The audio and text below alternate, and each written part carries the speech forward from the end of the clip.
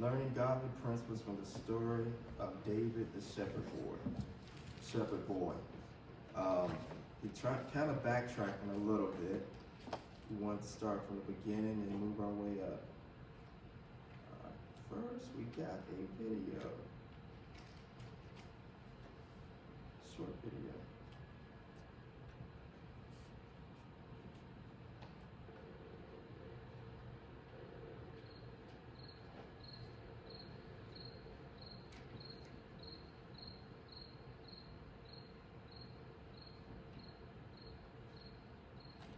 After God rejected Saul at Gilgal, God sent Samuel to anoint somebody else, a man after his own heart, and he sent him to the home of Jesse the Bethlehemite, so someone that lived in Bethlehem. Samuel was afraid that Saul would hunt him down when he found out that he was going to anoint another king. God actually gave Samuel a cover story of going down and offering a sacrifice with this family. They went through 7 of Jesse's sons, didn't find the right one, and Jesse ends up explaining that he's got one more son who's out in the field taking care of the sheep. And that's exactly where they found David. David would have been out in an area just like this. I'm seeing these little paths cutting through the field. What are those? Well, those are actually paths caused by the sheep as they walk through here. Shepherds still bring their sheep to these hillsides even today. This is not what I would have pictured a field to look like. We often have the idea of pasture land and where you would take sheep to graze as being nice and lush and green. But we're in the hill country of Judah, and this is the area where people would have been.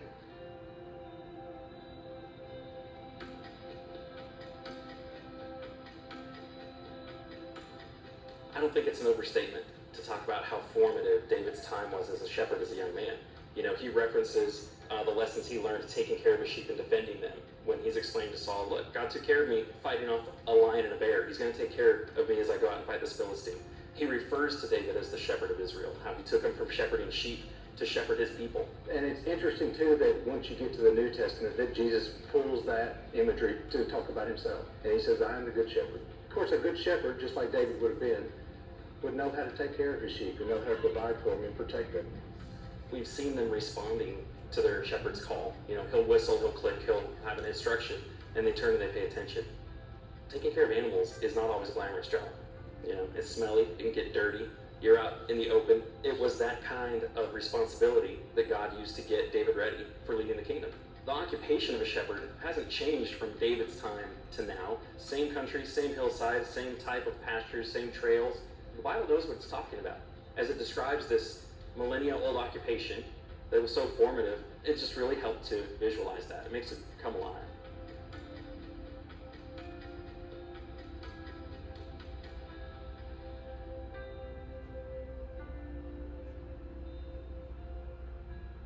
I'm Craig. And I'm Stu, and we're the founders of Appian Media. We really hope that you've enjoyed the content that you've just seen. This is only made available through the generous donations of so many of you. We believe that the world should have biblically accurate, visually engaging content about the Bible, and it should be free for everyone. We would encourage you to visit the membership page of appianmedia.org and consider becoming a reoccurring member. Everything that you donate to Appian Media is tax deductible. However you decide to donate, we really appreciate your support.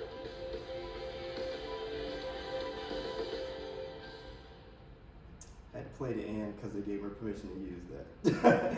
So it's a good website. Whoever's looking at this, it's Appian Media. It's a very good website on YouTube about various biblical stories. One thing about Hillside, same type of pastures, if same you're like trails. me, The Bible knows what's I did not picture that type of territory. In my mind, I thought it was green. It was kind of flat. It was rivers. It was ponds and lakes. I never would have thought that territory would be just rocks and hills, and you really got to search out the grass for the sheep. All right, let's move to the next one.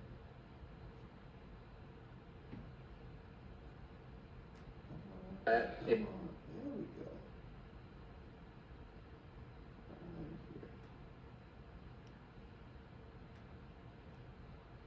All right, we go a little bit. says, we know very little about David's early life except for David's own testimony of killing a bear and a lion. 1 Samuel 17:37, David said, moreover, the Lord had delivered me from the paw of a lion and the paw of a bear. Some historians, but not all, believe that the original accounts of David written by the prophets, seers, Samuel, Gad, and Nathan may have been lost. 1 Chronicles 29:29. Now the acts of David the king, first and the last, behold, they are written in the book of Samuel the seer, and the book of Nathan the prophet, and the book of Gad the seer. 1 Samuel 9:9. In those days, if people wanted a message from God, they would say, let's go see and ask the seer. For the prophets used to be called seers. Now, Apostle Johnson did some research, if you remember. It was a homework assignment a couple weeks ago about the books of Gad, the books of Nathan, and the book of Samuel. What did you come up with? Right now, I do not remember. If I recall correctly, correct me if I'm wrong, jot your memory. In your research, you said that those referred books were possibly placed in 1st and 2nd Samuel as one collected book. But we'll go back and maybe go research that again. I do know that in the original book, Samuel, there was no first and second. So Really, one book? it was just one book. And it was divided up sometime later on. Oh, good. All right, didn't know that. All right. We do know that Jesse was David's father and was a great age in the days of Saul. Jesse was believed to have had 7 or 8 sons, of whom David was the youngest. But one may have died before David came to the throne. Read 1 Samuel 16:10 through 11, 1 Samuel 17:12 through 14, 1 Chronicles 2:3 through 15. We do know that David's grandparents were Boaz, a man of great wealth and influence of Bethlehem, and Ruth. All right. It says that the people of Israel were primarily, let's skip that. Let's go to shepherding. Shepherding in the Old Testament times was a rigorous and lonely lifestyle. There was no opportunity for social life or normal human contact outside of the shepherd community. Shepherds spent their days and nights out in the elements without human comforts and companionship that others took for granted. You know, when we look at that video, you can only imagine, unless there was a cave, you were out in the elements. Right. You had a rock for a pillow, unless you put something on the rock.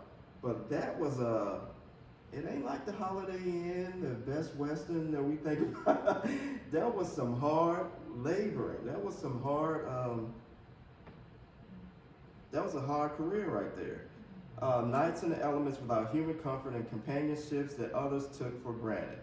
The Israelite religious community looked down on shepherds because they could not participate in the religious rituals they considered necessary to be clean.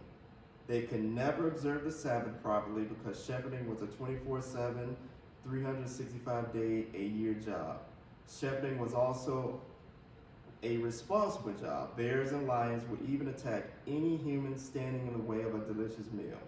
So the shepherd had to be brave, resourceful, and fierce if both he and the sheep were to survive.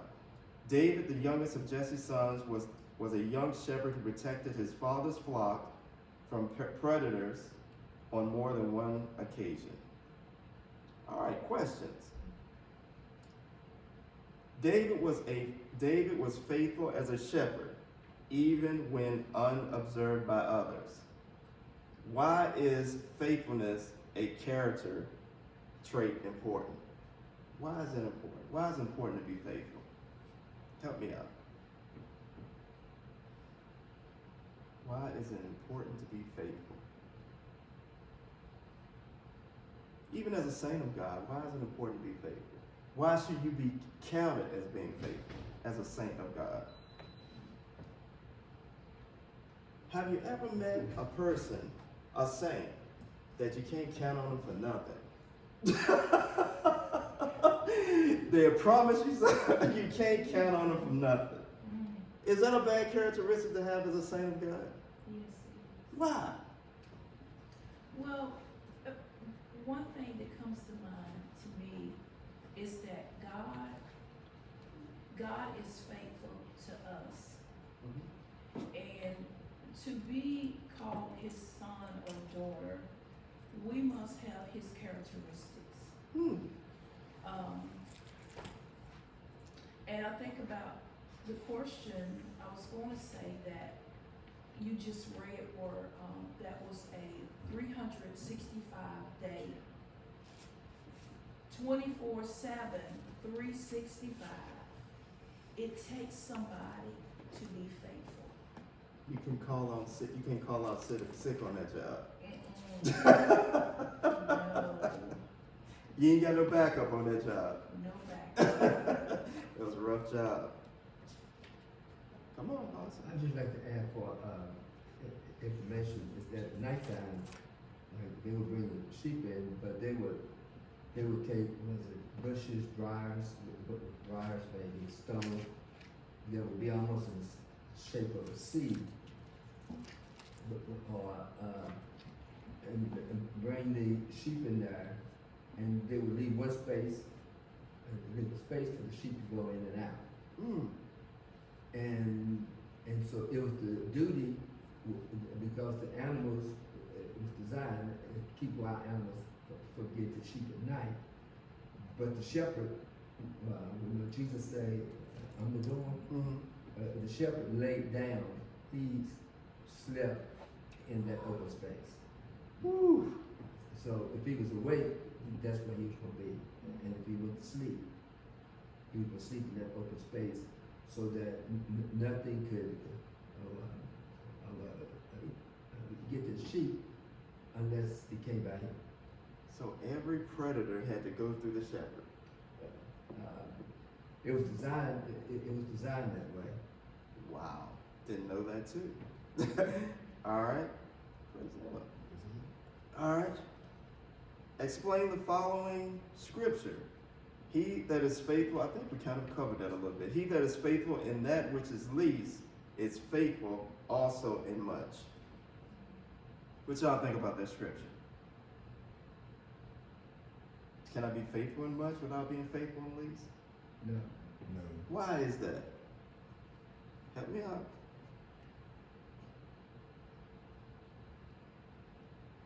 Us, if you're not faithful in things that may be considered small, you won't be faithful in great things. Oh.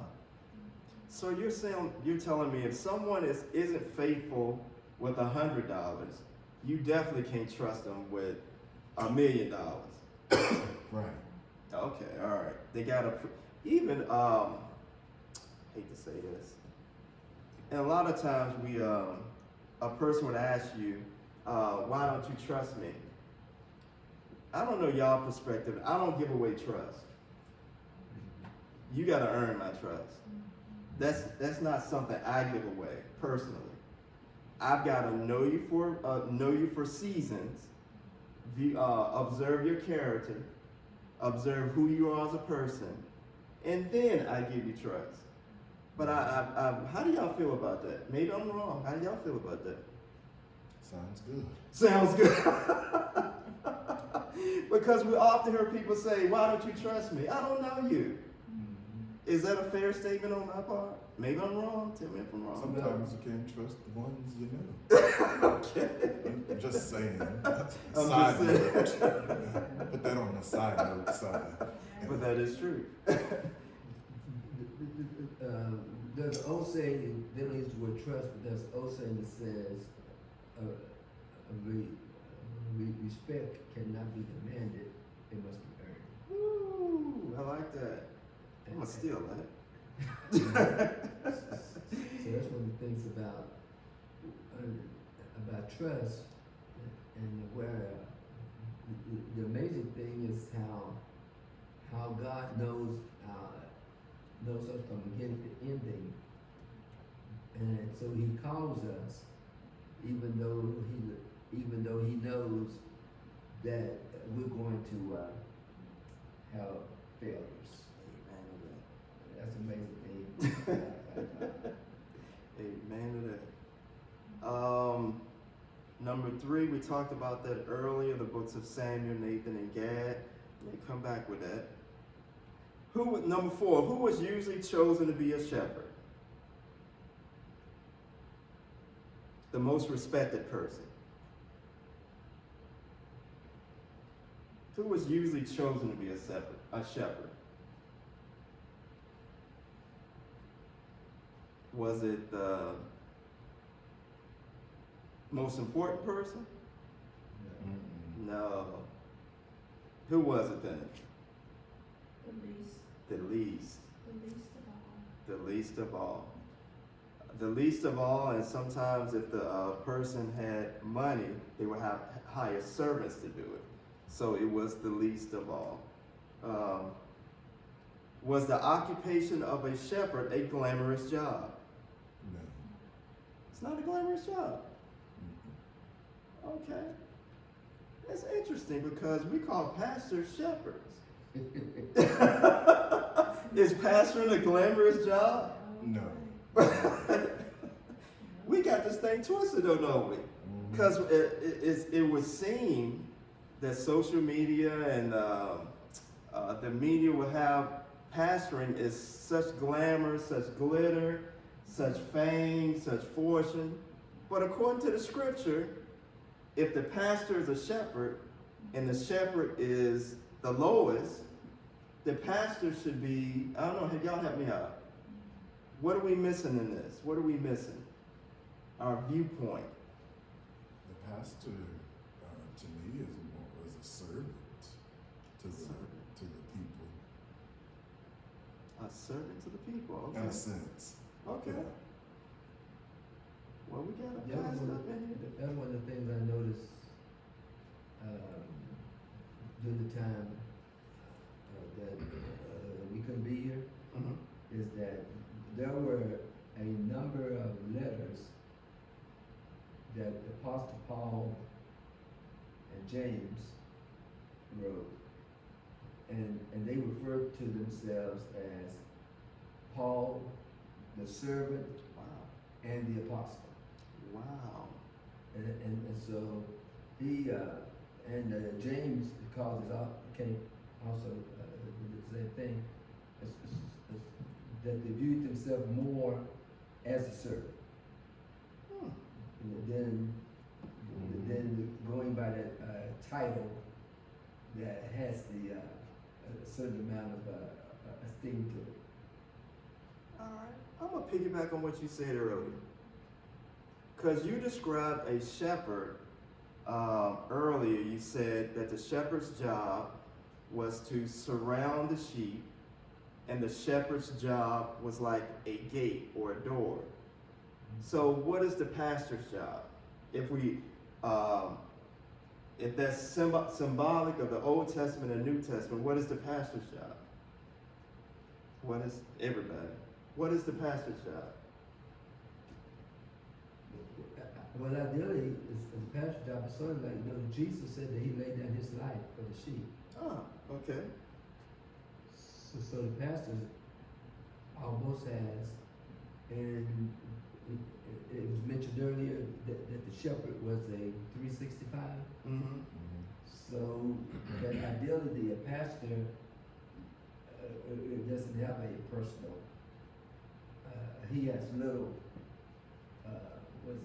personal, separate, private life, because he's actually on the man, ideally as a shepherd, because people feel free to call their pastor any time of the night. You're right. And they will get mad if they don't pick up too. It is rare though. Go ahead, come on. One of the things that flashed in my mind about a shepherd, you remember what Jesus said, if that the shepherd, if one of the sheep get lost, the pastor will leave the 99, I mean, the shepherd leave the 99, And go after the one. right? You said And it right, the pastor. You said it right, it's just. and they were known for picking up the sheep and carrying the sheep. So, if in that case, and so the shepherd at times carrying a lamb, you're gonna end up smelling like one.